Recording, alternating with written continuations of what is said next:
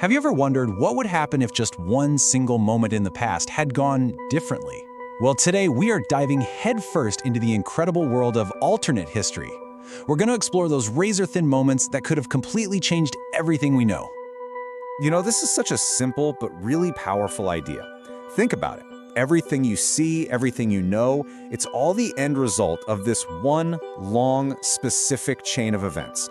And if you change just one link in that chain, poof, our entire world could be totally unrecognizable.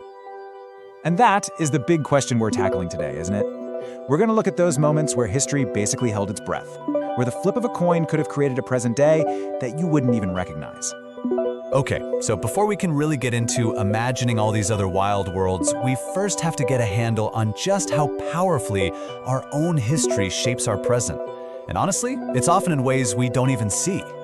And you know, there is no better example of this than the Roman Empire. I mean, it collapsed over 1,500 years ago, and yet its ghost is still all around us, constantly shaping how we talk, how we think, and how we live. And I'm not just talking about some abstract philosophical ideas. No. Let's look at the actual concrete things you interact with every single day that are direct descendants of ancient Rome. Let's start with the English language itself.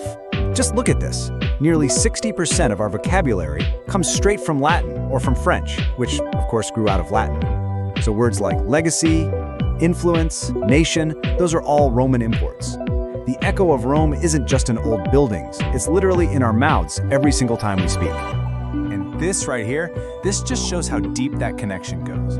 Ever wonder why Tuesday in French is Mardi? Well, it comes from Dies Martis, the Roman day of the god Mars. Wednesday, that's Mercury's day. Thursday belongs to Jupiter, and Friday is for Venus.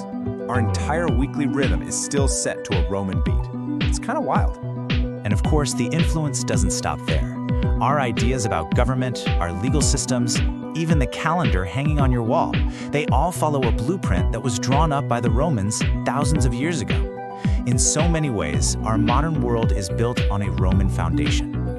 So we've established that our history is this powerful, tangible force, right? And it's that solid foundation that lets us ask the single most powerful question in the world: what if? And believe it or not, people have been asking this question for a very long time. This is the Roman historian Livy, writing over 2,000 years ago. He was sitting around wondering what would have happened if Alexander the Great hadn't died and had instead turned his armies against Rome. This right here, this is it.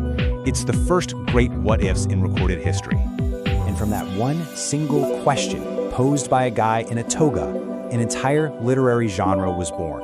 A genre completely dedicated to exploring all of history's roads not taken. Let's dig into how it evolved. So, how do you actually build one of these stories? Well, the most important thing to get is that it's not just pure fantasy. A good alternate history needs a plausible starting point. Fans call it the point of divergence, or the POD. From that one single change, the author has to logically explore all the cascading consequences, the ripples that create a whole new world. So after Livy planted that first seed, the idea just kind of simmered for a while. The first real novel in the genre showed up in 1836, imagining a world where Napoleon won. Then, by the 1930s, the idea went mainstream. You even had serious historians like Winston Churchill writing essays on these what-ifs. And by the 1950s, it had become this absolute powerhouse in science fiction. All right, now for the really fun part. Let's look at some of the biggest, most popular historical turning points that authors and fans just cannot stop coming back to. So, in American fiction, one of the most explored scenarios, by far, is a Confederate victory in the Civil War. I mean, what would North America even look like today? Would it be a continent of smaller, feuding nations? How would the history of slavery and civil rights have played out? It's a really dark but fascinating question. And one of the foundational books for this whole scenario is Bring the Jubilee. It paints this really grim picture of a world where the Confederacy wins at Gettysburg, and then goes on to build this huge, sprawling empire, while the old United States is just left as this broken-down technological backwater. But without a doubt, the single biggest what-if in all of alternate history is an Axis victory in World War II. It is a terrifying thought that has captured the imagination of countless writers, a world literally carved up and divided between a triumphant Nazi Germany and the Empire of Japan. And of course, the most famous version of this has to be Philip K. Dick's masterpiece, The Man in the High Castle. It paints this absolutely chilling picture of what daily life would be like in a Nazified America. A vision so powerful it continues to influence our culture to this day. Okay, so that brings us to the final big question. Why? Why do we keep telling these stories over and over again? What is it about imagining different pasts that we find so compelling? You know, ultimately, I think it's because alternate history does something really profound. By showing us all these worlds that could have been, it forces us to look a lot closer at the world that is. It's a reminder that our present was never guaranteed. It was built on choices, on luck, on random chance, and on countless moments that could have so easily gone the other way.